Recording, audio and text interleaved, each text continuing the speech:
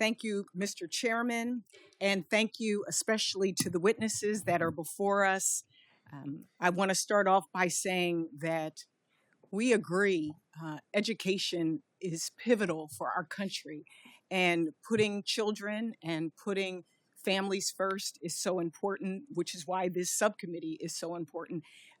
As the former Secretary of Labor in Delaware, I think about jobs, the economy, and how education relates to that.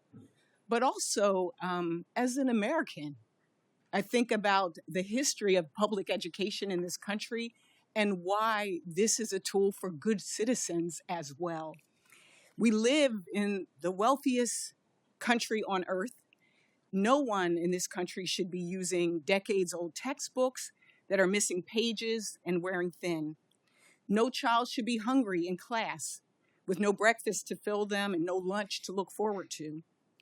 And no teacher in America should be expected to wrangle 50 plus children at a time. We are the wealthiest nation in the world, yet tattered textbooks, hungry students, and overstretched educators are still a reality across our country. But instead of solving these problems with evidence-based solutions, we know some creative things that are happening across this country. Some people just want to wash their hands of public schools entirely. Instead, they would prefer to subsidize private education at the expense of the 90% of American students and 95% of students with disabilities who attend public schools. Some call this school choice, but let's call it what it is. Private school vouchers are really the school's choice. Unlike public schools, private schools can select their student body based on the criteria they want. They can and do turn away students with disabilities. They can turn away LGBTQ students because of sexual orientation. They can turn away a Jewish student because of their faith. School choice should leave many families, sometimes it does, with no choice at all. And I want more students in Delaware. I want every student in America to have more. So how do we fix these problems and get real results? The good news is that we actually know what works. We know that strategies like phonics and decoding help students learn to read. We know that small class sizes, skilled teachers, and individualized instruction promote better outcomes for students. And there are so many creative things on the horizon. As we know, the federal government plays a limited but important role in education.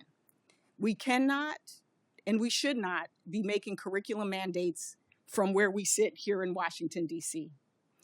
But we can invest in what works. We can uplift stories of success that show the true power of what public education can be, like in Seaford, Delaware.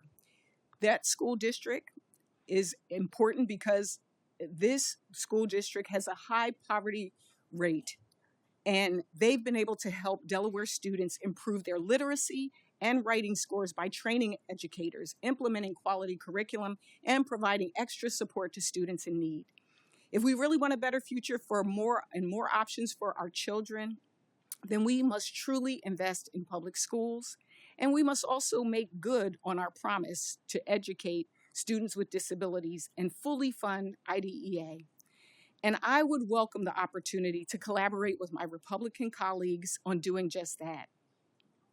Unfortunately, the administration, as we all know, is illegally withholding over $5 billion in funds that would directly support teacher preparedness and student success.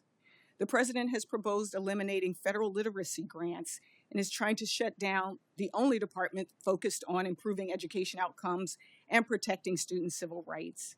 What our students need is stability and resources. And we must prioritize, not privatize, their futures. I would also say that I think we agree we want better for our kids. I think that is what is in common. The question isn't what do we need to do, it's if we're willing to do it. And I hope that my colleagues will consider working together. And again, thank you, Mr. Chairman. Thank you, Coach, and I yield back. And it is my honor to introduce our witness, Mr. Barrera. Richard Barrera is the Board of Education Vice President for the San Diego Unified School District, where he served since he was first elected in 2008. Throughout his time on the board, students in his district have achieved record high graduation and college eligibility rates, record low dropout suspension rates, record low expulsion rates. And today they are ranked at or near the top of large California districts in reading, math, science, social studies proficiency. He holds a bachelor's degree in history from UCSD and a master's degree in public policy from Harvard University. We are happy to have you here, and we are ready for your testimony, Mr. Barrera. Thank you, Mr. Chairman, and thank you again to the witnesses. And Mr. Barrera, I want to follow up a little bit on your discussion about the diversion of taxpayer dollars, funds that were legally put forward by the members of Congress, and the thought of, because you got two tracks. One is the dollars that were approved and appropriated and are being clawed back. And then there is the desire to shift funding. I'm a big believer in efficiency. I'm a big believer in outcomes. I want us to make sure that our kids are getting the best education possible, but I too am concerned. And so first, I want to follow up on your comments about IDEA. You noted that our failure to fully fund it can be a barrier to our students reaching their full potential. How would fully funding IDEA enable districts to better support students with disabilities? I mean, we're shifting money potentially that could be going to fully funding IDEA. Absolutely. Thank you so much, Senator Blunt Rochester. And again, the $58 billion going into this tax credit private school scheme is 4 times the amount that the federal government is currently spending on special education. Were the federal government to meet its responsibility and fund 40% of the costs of special education, it would take an enormous burden off of our district and districts and around the country, states around the country that are picking up the tab. So we estimate in San Diego Unified that the federal government meeting its responsibility would result in over $50 million that we're right now spending out of our general fund. That were that money available to us, here's what we could do. We could hire 3 to 4 full-time literacy teachers in every single one of our high-need schools who could be working side by side with classroom teachers, building their capacity to implement evidence-based literacy strategies. We could be hiring 5 to 10 paraeducators, special education aides that are with the students all during the day.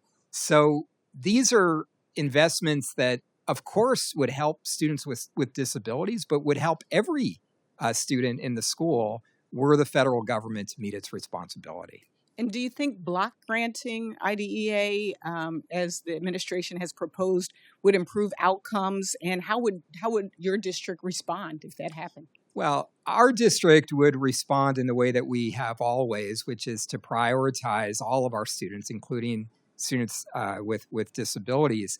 The concern, of course, is that if IDEA or the funding for special education, paltry as it is, that's coming from the federal government, were block granted to states, what is the guarantee that those states are going to actually meet the needs of students with disabilities? It would be a really easy thing to do for a state or a school district to say, you know, it's too hard to educate with students with disabilities, so we're going to use that money for something else.